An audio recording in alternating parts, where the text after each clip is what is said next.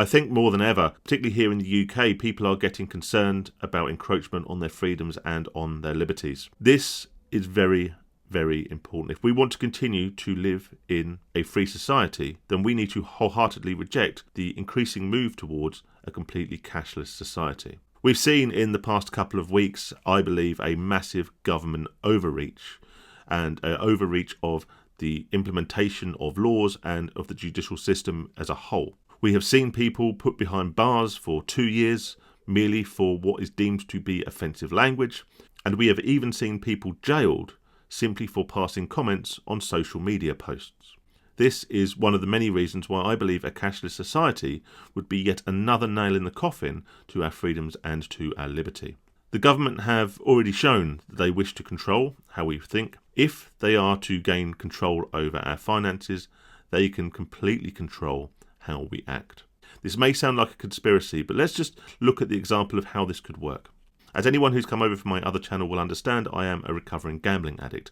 One of the tools I've used in my recovery is to block gambling transactions from my bank accounts. This has been incredibly useful, to be fair, but how it works does show how this particular technology could be used in a much more sinister fashion. Every company, every merchant that processes card transactions has a unique identifier. This lets the card company, the bank, know what the nature of the business that you are spending money at is. In my instance, if it identifies that it is a gambling company, then it will block the transaction. Sorry to interrupt very, very quickly. If you haven't done so already, then please, please, please click that subscribe button below. Just take a second now to do it. All right, it's completely free. And if you get bored of me later down the line, you can unsubscribe.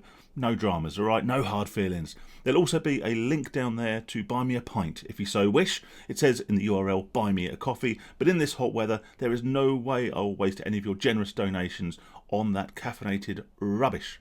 Finally, if you like the video, give it a thumbs up. If you don't like the video, give it a thumbs down, and use the comment section to tell me how amazing I am, or tell me that I have no idea what I'm talking about and it's a whole load of rubbish. Right, back to the video. It might be that when you spend money paying a bill at a restaurant, you'll notice on your online banking there'll be a little emoji, maybe a plate and a knife and fork, next to the transaction. You'll also see sometimes with online banking, your statements are broken down to show you what you are spending at each type of business. This is really helpful sometimes for people who wish to categorise their spending and see where savings can be made, particularly in times of financial hardship. However, should the government be privy to this information, then it has, in effect, control over how and where we spend our money. In my example I used with gambling, I cannot spend money at gambling establishments, nor do I want to. However, could this be used to prevent us from spending our money in the ways in which we choose? Not only that, but it also allows us to be tracked geographically to where we made our last payment. We've seen morning raids on people who were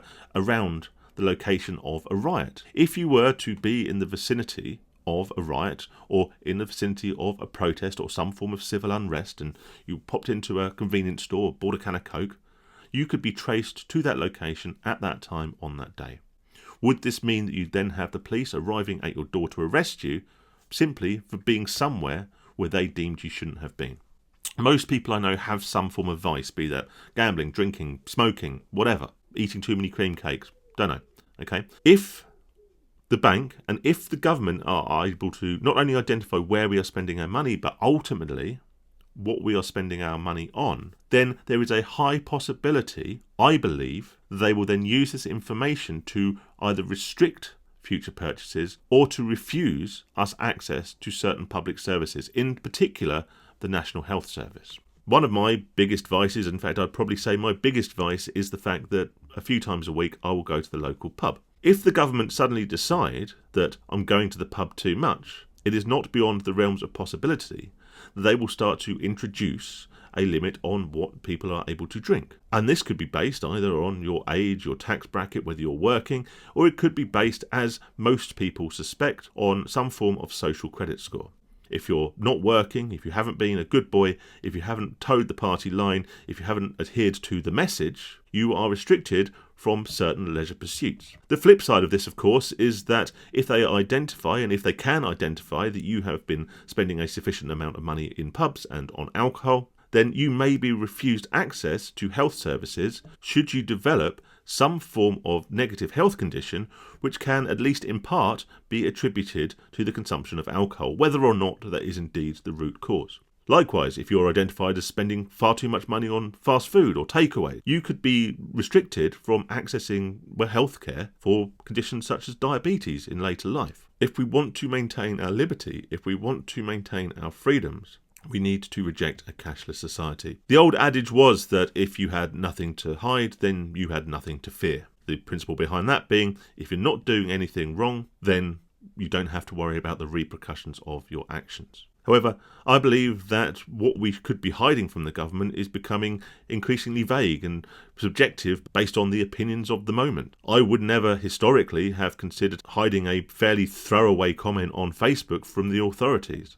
However, we have seen people be arrested for something that is maybe a little offensive, but just a personal opinion. Should you be hiding your consumption of takeaway? Should you be hiding your drinking, your gambling, or anything else which the government perceives as not in the best interests of society, or not in the best interests of your own health, and will therefore refuse you healthcare, or indeed limit your expenditure on certain products and services? There will be people, of course, who believe this is some form of conspiracy theory and that there would be no chance that people would go along with this and accept this sort of level of government overreach. However, as I say, we've seen in the last couple of weeks extreme levels of government and judicial overreach. And if we just rewind a few short years, people were ready to just throw away their freedom, throw away their liberties at the grounds of unbased science, because the government said so.